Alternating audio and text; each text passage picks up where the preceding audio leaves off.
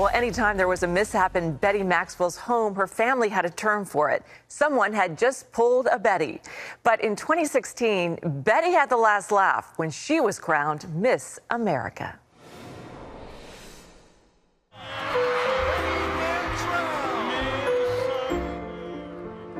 Becoming Miss America one day wasn't something Betty Maxwell had dreamed of as a Georgia farm girl. When her mom pointed out that pageants were a way to earn scholarship money, she decided to give them a try.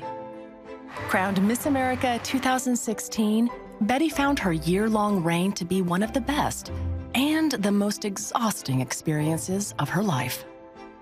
She recounts the many highs and lows of it all in her book, Miss Unlikely. Betty also shares how she's learned to cope with recent crises in her life. And please welcome to the 700 Club, Betty Maxwell. Betty, it's great to meet you. Welcome. Thank you. So nice to be here. Thank you so much. I loved what I Googled when you won. You genuinely looked shocked. Shocked? Yeah. I was. Very much so. In my book, I talk about, all the mishaps I had that night. I tripped in my evening gown, which is like the ultimate stereotype. So, of course, I tripped a little, I think twice I tripped. And then lost an earring. I lost an earring twice. And then I, of course, got a question about Tom Brady and the deflategate when I had prepared for all these, tough political questions. And then they asked me about football. And they asked you about football. And I'm like, are you kidding me right now? Like, how did you answer that? At first I was like, I like to be funny. I'm a funny person. So I was like, I'm going to start out with a joke. So I was like, I think I'd have to be there to feel the ball to know if it was deflated or not deflated. I mean, that makes sense to me, right? And nobody laughed. So I was like, but in all honesty, if there was question to be had about it, if there was anything sketchy going on, then yeah, I think he probably cheated and he should be punished for that. And of course, then all of New England hated me. So oh, well, it didn't stop you from winning the crown. Well, you grew up on a farm in Georgia and grew up in a double-wide trailer, because that's what you say, from farm girl to Miss America. But faith was so key in your family life. Tell us about your faith growing up. So I'm actually 50% Greek. My mom's side of the family is full-blooded Greek, and so I'm a Greek Orthodox Christian. I grew up in the Greek Orthodox Church. And a lot of people don't really know about Orthodoxy. It's a very traditional, very old faith and way of practicing religion, and so a lot of people don't really know much about it. So I'm glad I get to talk about that a little bit in my book and sort of educate people on our faith. But it's always been the foundation of my upbringing and in our household, leaning on God and having a strong foundation in faith. Well, strangely enough, you were never one of those little girls that dreamed about being Miss America. It was actually the farthest thing from your mind, right? It's true. It just never, it's really this whole world that people don't know about, and I certainly didn't. And my family, it just wasn't part of our life. You guys were on like 600 acres, no neighbors really that close by, so you were sort of isolated, and you weren't... And no cable TV, so I had never watched Miss America. I had no idea this was a thing.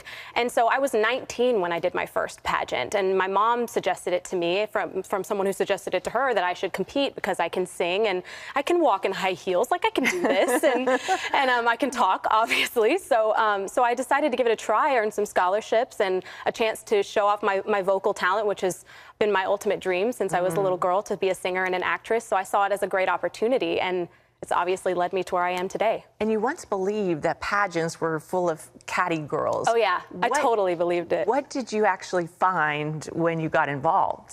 So I definitely believed the full pageant stereotype, the cattiness, the mean girls, and all of that. But, that stereotypes, they obviously all come from some sort of truth. There are always going to be mean people out there. There are always going to be mean girls. But that's not just in pageantry. That's just life. That's the real world we live in.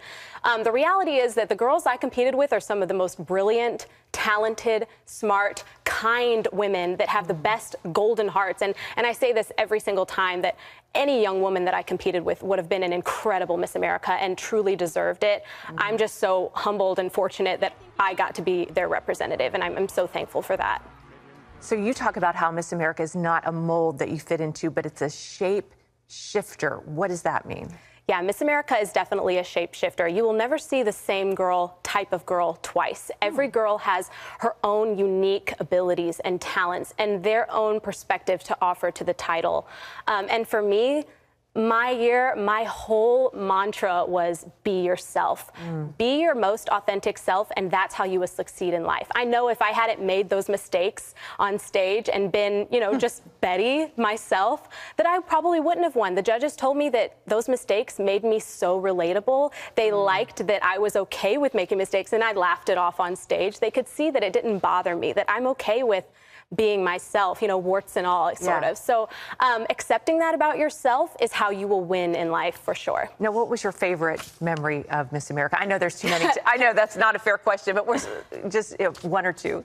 Oh my gosh, there's so many. So one of the, sort of funny things, one of my favorite things was I actually got to meet Harrison Ford, and I met so many celebrities, but Harrison Ford, I mean, it's freaking Indiana Jones. Like, come on. That was incredible. I loved meeting him. Any girl's dream. And he was so nice, by the way. And then one of my other favorite things I got to do was a USO tour, where I got to go to 8 countries in 8 days with some other celebrities, and we got to perform for the troops. And that was just absolutely incredible, humbling work. It made the entire year worthwhile. That and working with Children's Miracle Network and just getting to work with those kids and go into the hospital with my crown on, and you just see their faces light. I mean, that was just so rewarding in and of itself. I love that. Well, during this time, you had to keep a secret, Betty, your relationship with Spencer, who's now your husband, right? Yes, he is. He put a ring on it. That's gorgeous.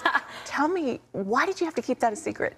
So the Miss America organization has always sort of frowned upon Miss America having a boyfriend because they don't want her to be distracted from the year, first of all, but second of all, they want Miss America to be America's sweetheart, and that's what they always told me. They want you to seem available, which is sort of, to me, I think a little bit dated, but you have to keep those things out of the public eye.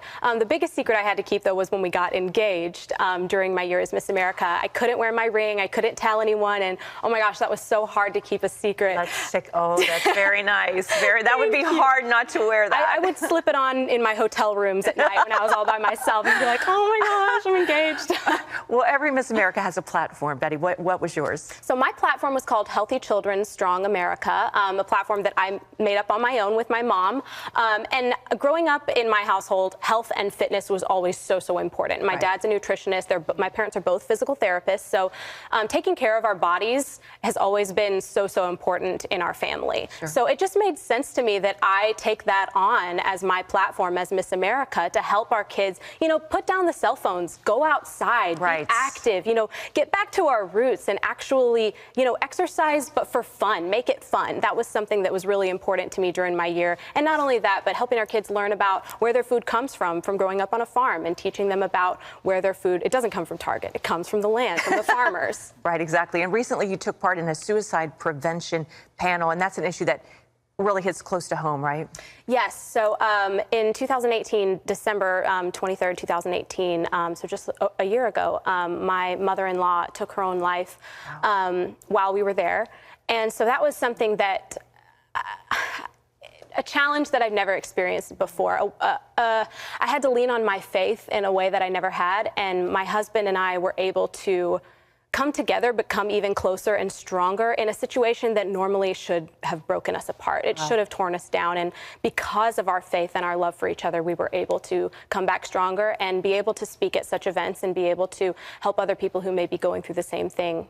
Yeah, well, you can read more about Betty's story in her brand new book, Miss Unlikely, From Farm Girl to Miss America. It's available wherever books are sold. And Betty, you are delightful. God bless you. Thank you so much for having me. Thanks for writing your story.